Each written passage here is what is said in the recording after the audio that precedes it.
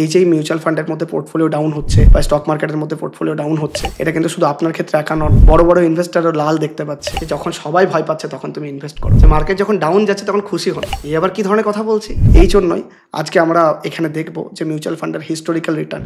আমার মিউচুয়াল ফান্ডে 1 লাখ টাকা লস হয়ে গেছে, কি করব কিছুই বুঝতে পারছি না। কি আপনিও ঠিক এমনটাই ভাবছেন, তাই না? আপনার মিউচুয়াল ফান্ডেও লস শো করছে, তাই না? অ্যাকচুয়ালি আমার মিউচুয়াল ফান্ডেও লস শো করছে। তাহলে এখন কি করা উচিত? সব কি বেচে দেবো?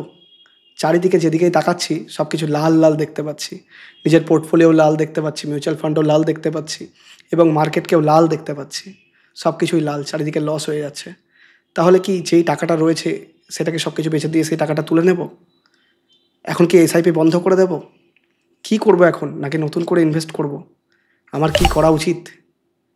চলুন এই ভিডিওতে আমরা সেই বিষয়ে ডিসকাস করব যে যখন চারিদিকে লাল লাল হয়ে আছে তখন আপনি কি করবেন। সব কি মিউচুয়াল ফান্ড সেল করে দেবেন? সেল করে দিলেই সবথেকে ভালো হয়, তাই না?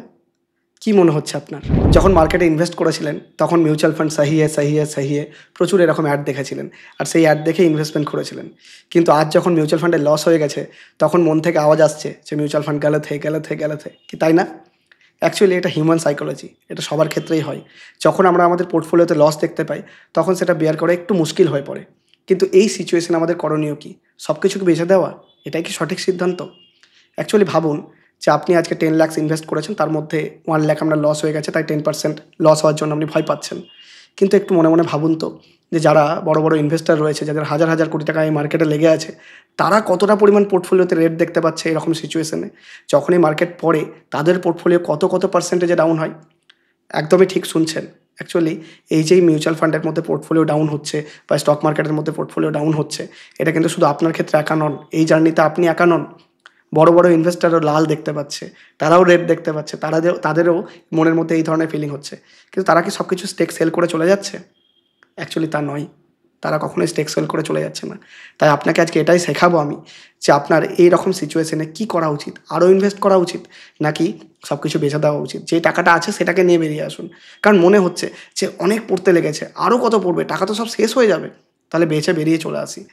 এই জন্যই আজকে আমরা এখানে দেখব যে মিউচুয়াল ফান্ডের হিস্টোরিক্যাল রিটার্ন, হিস্ট্রি আমাদেরকে কী বলছে। অ্যাকচুয়ালি হিস্ট্রি আমাদেরকে এটা প্রুভ করে যে ফিউচার কী হতে পারে। অ্যাকচুয়ালি ফিউচার তো আমরা কেউ জানি না, কিন্তু হিস্ট্রি এটা দেখায় যে আগে কি হয়ে এসেছে এবং পরবর্তীকালে কি হতে পারে। আমি কিছুদিন আগে একটা আর্টিকেল পড়ছিলাম যেখানে দেখতে পাচ্ছিলাম যে মিউচুয়াল ফান্ডে এখন সবাই তাদের এসআইপি বন্ধ করে দিচ্ছে। তাহলে আপনারও কি উচিত আপনার এসআইপি বন্ধ করে দেওয়া? তো চলুন আজকে বুঝে নিই। আমি প্রথমে আপনাকে আমার স্ক্রিনের মধ্যে নিয়ে যাব, দিয়ে শো করাবো যে মিউচুয়াল ফান্ডের হিস্টোরিক্যাল রিটার্ন কী বলছে, যে হিস্ট্রি আমাদেরকে কী দেখিয়েছে সেটাই আজকে স্ক্রিনের মধ্যে দেখব। তো চলুন। তো দেখুন আমরা এখানে মিউচুয়াল ফান্ডের ভ্যালু রিসার্চের ওয়েবসাইট ওপেন করে নিয়েছি, যেখানে আমরা মিউচুয়াল ফান্ডের অফিসিয়াল হিস্টোরিক্যাল ডেটা আমরা দেখতে পাই যে হিস্ট্রিতে প্রত্যেকটা মিউচুয়াল ফান্ড মিলে একটা ক্যাটাগরিতে কতটা পারফর্ম করেছে। এখানে প্রত্যেকটা মিউচুয়াল ফান্ডের পার্টিকুলারলি নাম তো থাকে না, এই চার্টের মধ্যে আমরা নাম দেখতে পাবো না, কিন্তু ওভারঅল সেই ক্যাটাগরিতে কীরকম পারফরমেন্স দিয়েছে তার একটা আউটলুক আপনি পেয়ে যাবেন যে হিস্ট্রি আমাদেরকে কীরকমভাবে পারফরমেন্স দিয়েছে। তো দেখুন এখানে আমরা দেখতে পাচ্ছি যে এখানে লার্জ ক্যাপ ফান্ড আছে, large and mid cap fund আছে, ফ্লেক্সি ক্যাপ ফান্ড আছে, মাল্টি ক্যাপ ফান্ড আছে। এই ধরনের প্রত্যেকটা ফান্ডের নাম আপনার এখানে দেওয়া রয়েছে, প্রত্যেকটা ফান্ডের ক্যাটাগরি আপনার এখানে দেওয়া রয়েছে এবং এখানে 1 উইক, 1 মান্থ, 3 মান্থস, 1 ইয়ার, 3 ইয়ার্স এভাবে দেওয়া রয়েছে। তো আমরা দেখে নিই, যদি আমরা 1 উইকের জন্য ইনভেস্ট করতাম তাহলে দেখুন আমরা মোটামুটি সব ক্ষেত্রেই নেগেটিভ রিটার্ন আমরা দেখতে পেতাম। 1 উইকের জন্য নেগেটিভ রিটার্ন আমরা দেখতে পেতাম এবং লাস্ট ফাইন্যান্সিয়াল ইয়ারেও যদি আপনি ইনভেস্ট করতেন তাহলে এক্ষেত্রেও আমরা নেগেটিভ রিটার্ন পেতেন। এটা কি দেওয়া আছে? এটা হচ্ছে 1 ডেতে ইনভেস্টমেন্ট করে, মানে আজকেই কত বেড়েছে, লাস্ট 1 ডেতে কত বেড়েছে। এটা আমাদের নেগলেজেবল, এটা আমাদের দেখার দরকার নেই, কারণ একদিনে কত বেড়েছে এটা আমাদের ভ্যালু করে না। আমরা কতটা লং টাইম বেড়েছে সেটা আমরা দেখতে চাইছি এখানে। তো লাস্ট এই ফাইন্যান্সিয়াল ইয়ারে -11% লস হয়েছে, একটা উইকের মধ্যে -86% লস হয়েছে। কিন্তু দেখুন 1 মান্থের মধ্যে -74% লস হয়েছে। দেখুন বারবার যত দেখতে পাচ্ছেন তত আপনি লসই দেখছেন। কিন্তু দেখুন 1 মান্থের মধ্যে, 3 মান্থসের মধ্যে আপনার 14% লস হয়েছে ফ্লেক্সি ক্যাপ ফান্ডের মধ্যে। কিন্তু যে আপনি চলে এলেন 1 ইয়ারে, দেখুন 1% প্রফিট হয়েছে, 1% উপরে প্রফিট হয়েছে। আবার যেই চলে এলেন আপনি 3 ইয়ার্সে 14% উপরে সিএজিআরে বেড়েছে, মানে 14% পার ইয়ার অ্যাভারেজে বেড়েছে। এমন নয় যে 3 ইয়ার্স পরে 14% বেড়েছে, এটা সিএজিআর রিটার্ন বলে। মানে 3 ইয়ার্স পরে পার ইয়ার অ্যাভারেজ ফিগার হচ্ছে 14% করে গ্রো করেছে। তারপরে যদি আপনি 5 ইয়ার্স দেখেন 16% গ্রো করেছে, আর 10 ইয়ার্স যদি দেখেন তাহলে 11% গ্রো করেছে। তাহলে আমরা কি দেখতে পেলাম এখানে? দেখুন যে প্রত্যেকটা ক্ষেত্রেই যদি আমরা লার্জ ক্যাপ ফান্ডও দেখি তো লার্জ ক্যাপ ফান্ড আপনার 1 উইকে নেগেটিভ রিটার্ন, 1 মান্থে নেগেটিভ রিটার্ন, থ্রি মান্থসের মধ্যেও নেগেটিভ রিটার্ন, কিন্তু যেই 1 ইয়ার হলো পজিটিভ রিটার্ন, যেই লং টার্মের দিকে এগোতে লাগলেন পজিটিভ রিটার্ন, যেই 3 ইয়ার্সে গেলেন আবার পজিটিভ রিটার্ন, 5 ইয়ার্সে পজিটিভ। এরকম করে বাকি যে কোনো ফান্ড আপনি যদি এখান থেকে সিলেক্ট করেন, সাপোজ আমি স্মল ক্যাপ ফান্ড সিলেক্ট করলাম, -18% রিটার্ন এই ফাইন্যান্সিয়াল ইয়ারের মধ্যে এখনো পর্যন্ত হয়ে গেছে, -96% রিটার্ন একটা উইকের, এক সপ্তাহের মধ্যে হয়ে গেছে, এবং -10% রিটার্ন, -20% রিটার্ন 3 মান্থসের মধ্যে হয়েই গেছে।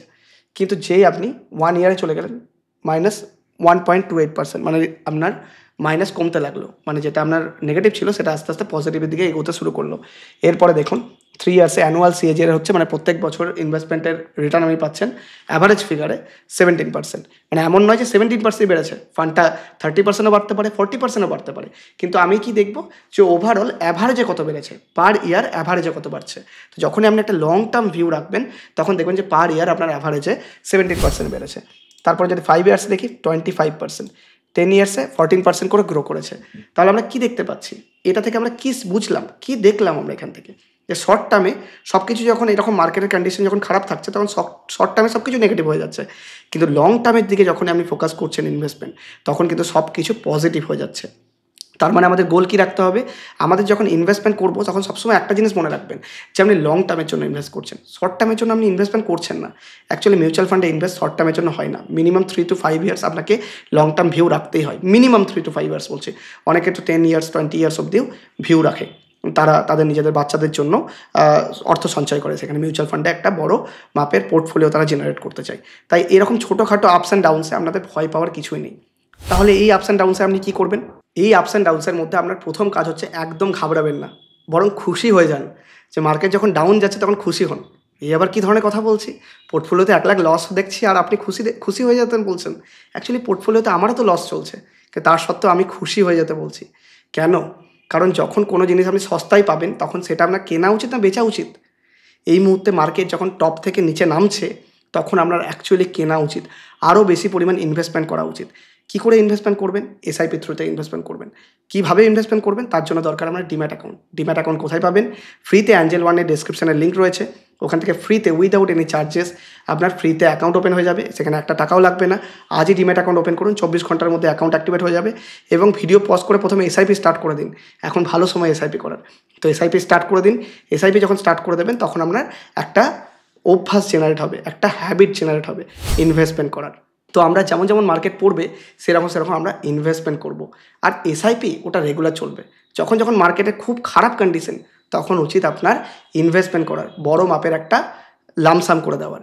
যখন যখন মার্কেট পড়বে তখন লামসাম করার। এই নিয়ে আমি অলরেডি ভিডিও বানাতে চলেছি, আর কিছু ভিডিওস আমার চ্যানেলে রয়েছে, আপনি চাইলে সেগুলো দেখতে পারবেন। আমি সেখানে অলরেডি এই নিয়ে ডিসকাস করেছি প্রিভিয়াস ভিডিওতে। তো চলুন, আমরা তো এখানে ভ্যালু রিসার্চ দেখলাম, আমি আপনাকে আরেকটা পয়েন্ট দেখাবো আজকে, যেটা মানি কন্ট্রোলের ওয়েবসাইটে আমি পেয়ে যাব। সো আমরা মানি কন্ট্রোলের ওয়েবসাইটে চলে এসেছি। এখানে দেখুন প্রত্যেকটা ফান্ড ওয়াইজ, এর আগে আমরা কি দেখলাম, প্রত্যেকটা ক্যাটাগরাইজ কতটা বেড়েছে কতটা কমেছে। এবার আমরা দেখব প্রত্যেকটা ফান্ড ওয়াইজ কতটা বেড়েছে কতটা কমেছে। যেখানে সাপোজ যেমন ধরুন এখানে ইনভেস্টকো ফান্ড রয়েছে, ইউটিআই ফান্ড রয়েছে, এখানে প্রত্যেকটা মিউচুয়াল ফান্ডে আলাদা আলাদা নাম। দেখুন যারা 1 উইকের জন্য ইনভেস্ট করছে, এটা হচ্ছে 1 উইক, এটা হচ্ছে 1 মান্থ, 3 মান্থস, 6 মান্থ। দেখুন যারা যারা উইকলি ইনভেস্টমেন্ট করছে, 1 উইকের জন্য নেগেটিভ রিটার্ন, মান্থের জন্য নেগেটিভ রিটার্ন, এখানে দেখুন 3 মান্থসেও নেগেটিভ রিটার্ন, 6 মান্থসেও নেগেটিভ, লাস্ট ফাইন্যান্সিয়াল ইয়ারে নেগেটিভ। কিন্তু যেই সারা 1 ইয়ার ধরে ইনভেস্টমেন্ট শুরু করলো, দেখুন 9% পজিটিভে চলে এলো। তারপরে দেখুন 24% পজিটিভ 2 ইয়ার্সে, 3 ইয়ার্সে 20% পজিটিভ। এরকম যত আপনি ইনভেস্টমেন্টের টাইম হরাইজন বাড়াবেন তত আপনার পজিটিভ গ্রোথ আসবে। তো আলটিমেটলি সকলকেই পজিটিভ যেতে হয়, তাই মানুষ হোক আর মার্কেট, যেতে হবে সবাইকে উপরেই। তাই মার্কেট যখন নিচে পড়ছে জানবেন তাকে উপরে যেতেই হবে। মানুষকেও যেমন একদিন উপরে যেতে হবে, সেরকম মার্কেটকেও একদিন উপরে যেতে হবে। তাই এই জার্নির সাথে টিকে থাকুন। অনেকে তো সেল করে দিচ্ছে তার পোর্টফোলিও, তারা তো বেরিয়ে যাচ্ছে। এটা জানেন তো অনেকটা রান্না করার প্রসেসের মতো। সাপোজ আপনার খুব খিদে পেয়েছে, আপনি আপনার ফেভারিট কোনো একটা ফুড রান্না হচ্ছে বাড়িতে, আপনি তার জন্য ওয়েট করছেন, কিন্তু অনেকক্ষণ টাইম লাগছে, তাই আপনার ওয়েট করতে ভালো লাগছে না। যদি আপনি উঠে চলে যান তাহলে সেই রান্নাটা আর খেতে পেলেন না, সেই রান্নাটা আর আপনি পাবেন না, তার টেস্ট আপনি পেলেন না। কিন্তু যদি আপনি ওয়েট করে যান, যখন রান্নাটা হয়ে আপনার কাছে সামনে ফুডটা সার্ভ হবে, তখন সেই ফুডটা যখন আপনি খাবেন তখন তার টেস্ট আপনি অনুভব করতে পারবেন যে কতটা ভালো তার টেস্ট হয়েছিল। তাই অ্যাকচুয়ালি মার্কেটে এই মুহূর্তে রান্না করার ফেজ, তাই রান্না করার ফেজ যখন কেটে যাবে তখন আপনি মার্কেটের প্রপার টেস্ট আপনি পেয়ে যাবেন। তাই যে খাবারের টেস্ট আপনি তখনই পাবেন যখন আপনি এই রান্না করার জার্নিটাকেও এনজয় করবেন, এই প্রসেসটাকে এনজয় করবেন। যেমন করে লোহাকে ইস্পাত বানানোর জন্য গলাতে হয়, তাই ইস্পাত গলানোর যে প্রক্রিয়া, সেই প্রক্রিয়াতে আপনি এখন রয়েছেন। তাই যখন গলে যাবে, যখন তাকে পেটিয়ে আবার ইস্পাত বানানো হবে, তখন দেখবেন সেই কতটা শক্ত তৈরি হয়েছে। তাই এটা হচ্ছে টিকে থাকার লড়াই। আপনাকে টিকে থাকতে হবে, মার্কেট থেকে বেরিয়ে গেলে হবে না। তাই আমি তো আপনাকে প্রত্যেকটা ক্ষেত্রে প্রুভ করে দেখাচ্ছি যে বাকি আপনি যে কোনো ফান্ড তুলে নিন। দেখুন এখানে আমি ডিএসপি ফান্ড একটা দেখছি, সেখানে দেখুন 3% নেগেটিভ থেকে পজিটিভে গেছে। আবার দেখুন বাকি অন্যান্য যে কোনো ফান্ড নিন, আপনার যে কোনো এখানে আছে সাপোজ একটা কোটাকের একটা ইমার্জিং ফান্ড, এখানে দেখুন নেগেটিভ হতে কোথায় আবার দেখুন লং টার্মে 1 ইয়ারের পর থেকে দেখুন সব পজিটিভ, সব গ্রিন দেখতে পাচ্ছি। দেখুন প্রত্যেকটা ফান্ড আমি যদি নিচ থেকে উপর অব্দি তুলিও, প্রত্যেকটা ফান্ড কি দেখতে পাচ্ছি? Green green green. তাহলে দেখতে পাচ্ছেন যে লং টার্মে যখনই আপনি থাকবেন তখন উপরে যেতেই হবে মার্কেটকে। তাই আপনার পোর্টফোলিওকে পজিটিভ হতেই হবে একটা টাইম। আপনার দরকার কি? টিকে থাকা। আপনি এখানে বন্ধ করে দিলেন তাহলে লস খেয়ে যাবেন, লস নিয়ে বন্ধ করে দিলেন, দেখলেন পরবর্তীকালে আপনি যখন আবার 1 বছর 2 বছর 3 বছর পরে মার্কেট রিকভার করে যাবে, তখন কতটা পরিমাণ আপনাকে আফসোস করতে হবে। আপনি ভাবেন, ইস আমি যদি টিকে থাকতাম তাহলে কতটা পরিমাণ প্রফিট করতাম। কোভিডের সময় যখন মার্কেট ডাউন হয়েছিল তখন অনেকেই তো সেল করে চলে গেছে, কিন্তু যারা অ্যাকচুয়ালি টিকে ছিল তাদের ভাবুন তো কত পার্সেন্ট রিটার্ন হয়েছে। 2x 3x 4x 5x পর্যন্ত তারা রিটার্ন জেনারেট করে নিয়েছে। অ্যাকচুয়ালি আপনার যখন মার্কেট পড়বে সেই সিচুয়েশানে ছোটো ছোটো করে লামসাম করা উচিত। আপনাকে আমি একটা ডেটা দিয়ে বোঝাই। আমি নিফটি ফিফটির ইন্ডেক্স চার্ট আমি ওপেন করব, সেখানে আপনাকে আমি ডেটা দিয়ে দেখাবো যে কখন কখন আপনি এসআইপি ছাড়াও আপনি লামসাম ইনভেস্ট করবেন। মানে যেই টাকাটা আপনার কাছে এক্সট্রা পড়ে আছে সেটা আপনি টপ আপ করলেন। যেমন মার্কেট পড়লে ভ্যালুয়েশন সস্তা হয়ে গেল আপনার, মার্কেট যখন এভাবে উপরে যাচ্ছে, উপর থেকে নিচে নামলো, এই লেভেলে আপনি ইনভেস্ট করবেন। আবার যখন উপরে যাবে তখন আপনার ফুল বেনিফিটটা পাবেন। তা চলুন একবার নিফটি ফিফটির চার্টও আমি ওপেন করে নিই। এখানে দেখুন আমি নিফটি ফিফটির ইন্ডেক্সের চার্ট আমি ওপেন করে নিয়েছি। এখানে দেখতে পাচ্ছেন যে মার্কেট যেমন উপরে যাচ্ছে, দেখুন মার্কেট যেমন এখানে ধরুন নিচে নামছে, নিচে নেমে এখানে এলো, আমি একটা ইনভেস্টমেন্ট করে দিলাম। আবার উপরে গেল, ইনভেস্টমেন্ট করলাম না, আবার নিচে নামলো, এখানে আমি একটা লামসাম করে দিলাম। আবার দেখুন মার্কেট উপরে যাচ্ছে, তা আবার নিচে পড়লো, এখানে আমি একটা লামসাম করে দিলাম। আবার উপরে যাচ্ছে, আবার নিচে পড়লো, লামসাম করে দিলাম। তো যতবার মার্কেট নিচে পড়েছে আমরা লামসাম করেছি, যতবার মার্কেট নিচে পড়েছে আমরা লামসাম করেছি। তাহলে আমরা লামসাম করার সময় কীরকম? যখন মার্কেট নিচে পড়বে, যখন সবাই ভয় পাবে। সবসময় একটা কথাই আছে যে যখন সবাই ভয় পাচ্ছে তখন তুমি ইনভেস্ট করো, আর যখন সবাই খুব খুশিতে আছে তখন চাইলে একটু প্রফিট বুক করতে পারে। কারণ তখন অ্যাকচুয়ালি মার্কেটের ভ্যালুয়েশন হাই হয়ে গেছে, সবাই এখন ভাবছে যে প্রচুর লাভ করবে, তখন অ্যাকচুয়ালি মার্কেট থেকে কিছুটা পরিমাণ প্রফিট বুক করার টাইম। এটা নিয়ে আমি অন্যান্য ভিডিওতে ডিসকাস করব, এটাও একটা আলাদা প্রপার টপিক রয়েছে এর মধ্যে। কিন্তু আমি আপনাকে আজকে যেটা বলছি যে যেমন মার্কেট পড়ছে এটা ঘাবড়াবেন না, ঘাবড়ানোর কিচ্ছু নেই। আমি আপনাকে কী দেখালাম? 7 দিনে নেগেটিভ, 1 সপ্তাহে, আপনার 1 মাসে নেগেটিভ, 2 মাসে নেগেটিভ, 3 মাসে নেগেটিভ, 1 বছরেও নেগেটিভ, 2 বছরে পজিটিভ, 3 বছরে পজিটিভ, 4 বছরে পজিটিভ, অ্যানুয়াল সিএজিআর 15%-এর উপরে। আমি তো সবসময় আমার মিউচুয়াল ফান্ডের ভিডিওতে বলেছি 15% অ্যানুয়াল সিএজিআর, তো দেখলেন তো 20% অবধি অ্যানুয়াল সিএজিআর হয়ে যাচ্ছে, অনেক ক্ষেত্রে 30% অবধি অ্যানুয়াল সিএজিআর হয়ে যাচ্ছে। আপনি প্রপার যদি এই এসআইপির সাথে সাথে মাঝে মধ্যে ছোটো ছোটো লামসাম ইনভেস্টমেন্ট করেন তাহলে আপনার অ্যানুয়াল সিএজিআর আরও পরিমাণ ট্রিমেন্ডাস ওয়েতে বাড়বে আপনার। তাই এটা হচ্ছে টিকে থাকার লড়াই, একদম ভয় পাবেন না। আমি জানি আমি একই কথা অনেকবার বললাম, কিন্তু আপনাকে বারবার বলার উদ্দেশ্য আমার এটাই যে আপনাকে বোঝানো যে যখন মার্কেটের সিচুয়েশন খারাপ থাকবে তখন বেরিয়ে যাওয়ার সময় নয়, তখন সবথেকে ভালো সময় বেশি করে ইনভেস্ট করার, সবথেকে ভালো সময় টিকে থাকার, আর সবথেকে ভালো সময় এসআইপি রেগুলার চালানোর। মার্কেট যেমনই পড়ুক যেমনই পারুক আপনার কোনো চিন্তা করার কারণ নেই। আপনার যখন গোল রয়েছে যে আমি এত বছর পরে আমি ম্যাচুরিটি পাবো, এই টাকাটার আমি ম্যাচুরিটি তুলবো, সে টাকাটা আমার দরকার পড়বে, কোনো নিড রয়েছে আমার, বা আমার ছেলের বিয়ে দিতে হবে, আমার মেয়ের বিয়ে দিতে হবে, বা তার পড়াশোনার খরচা, বা তার ফ্যামিলির কোনো নিড রয়েছে, সেই গোলেই আপনি টাকাটা তুলুন, তার আগে একদম নয়। আর এই এসআইপি আজ থেকে স্টার্ট করে দিন। কীভাবে করবেন?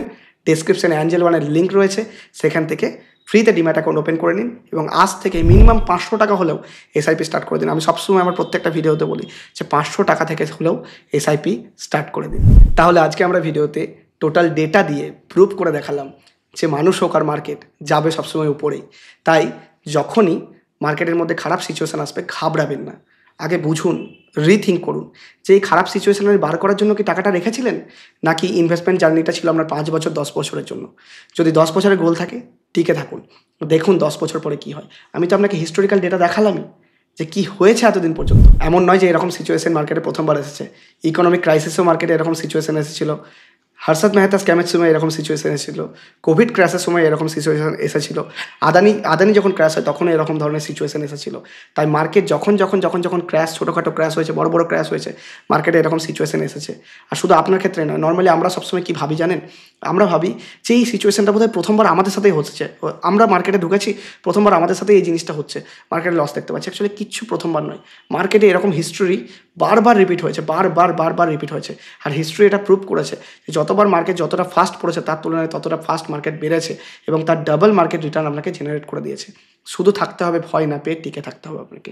তাই মার্কেটের সাথে টিকে থাকুন, রেগুলার বেসিসে এসআইপি করতে থাকুন। নমস্কার।